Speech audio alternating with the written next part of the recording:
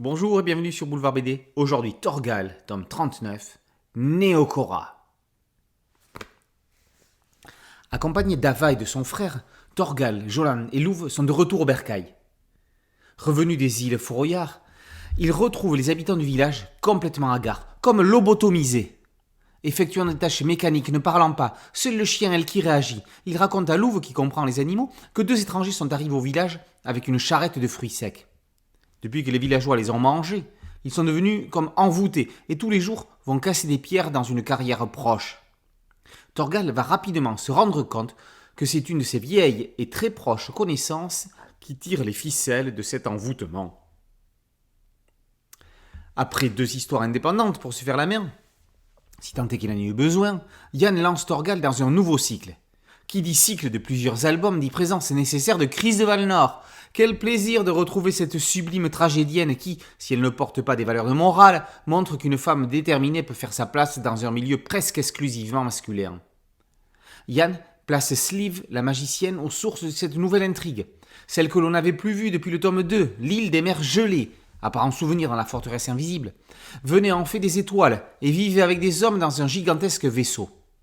Chris va monter une expédition pour que Thorgal lui ouvre la porte de cette gangue de fer.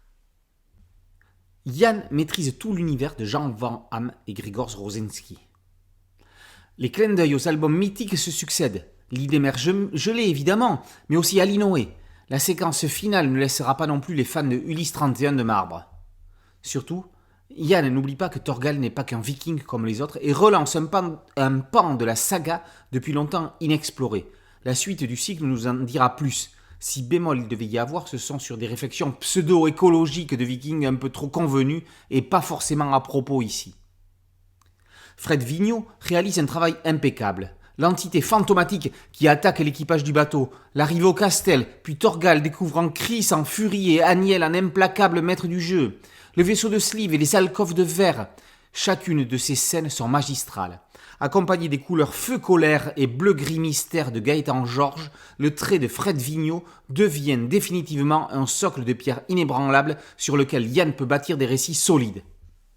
Preuve supplémentaire, les 2 petites initiales FV en couverture démontrent que Rosinski est en train de lui faire de la place en façade.